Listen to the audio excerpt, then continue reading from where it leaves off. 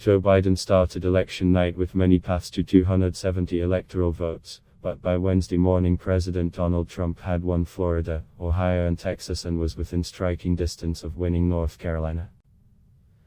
That left a diminished but still significant number of ways by which Biden could prevail, mostly clustered around recapturing Michigan, Wisconsin and Pennsylvania, the once reliable blue wall states that Trump toppled 4 years ago. Here are the top scenarios remaining for Biden, as well as Trump, to win the 2020 election. The Biden scenarios presume that he wins Nevada, a blue state where he is narrowly ahead.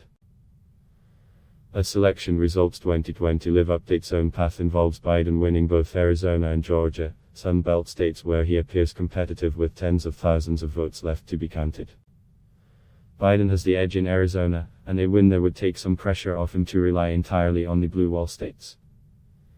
He can afford to lose Pennsylvania if he wins Arizona, Michigan and Wisconsin.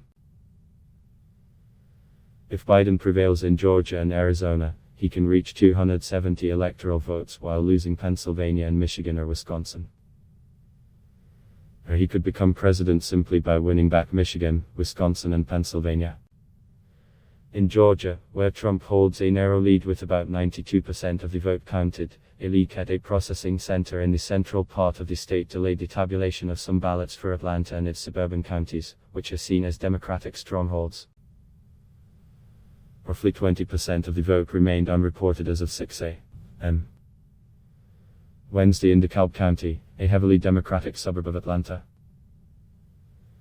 Joe Biden's path is largely unchanged since he entered this race, Guy Cecil, chairman of Priorities USA, a leading Democratic super PAC, said early Wednesday.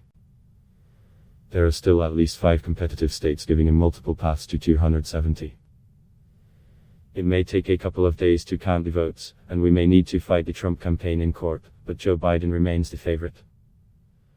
Biden, appearing briefly before his supporters in Wilmington, Delaware, early Wednesday, said he was feeling real good about Wisconsin and Michigan and predicted a win in Pennsylvania, a central battleground that is notorious for its sluggish counting of ballots.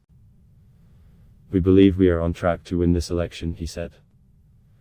Trump's victories in Florida, Ohio and Texas did not create a new path for him so much as close off new shortcuts by which Biden could have claimed victory on Election Day.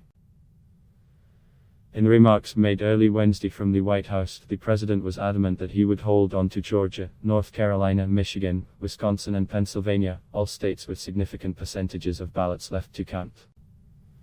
We don't need all of them to win, he said. His last chance for a flip is Nevada, which was expected to be a tight race, but one generally favoring Biden.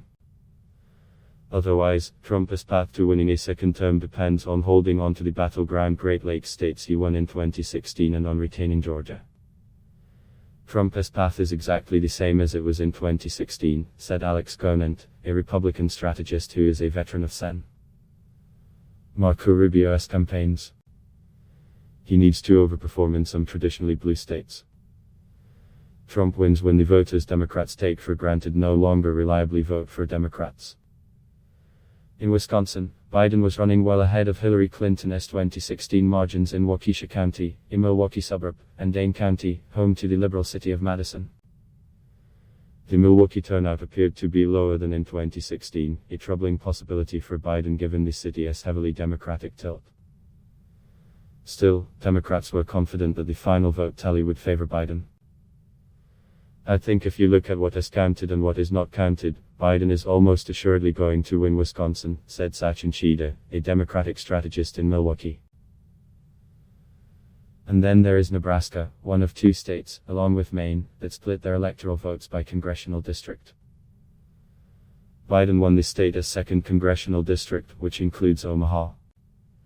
Because Biden won that lone Nebraska electoral vote, he could secure the presidency by winning Arizona, Michigan and Wisconsin regardless of the result in Pennsylvania.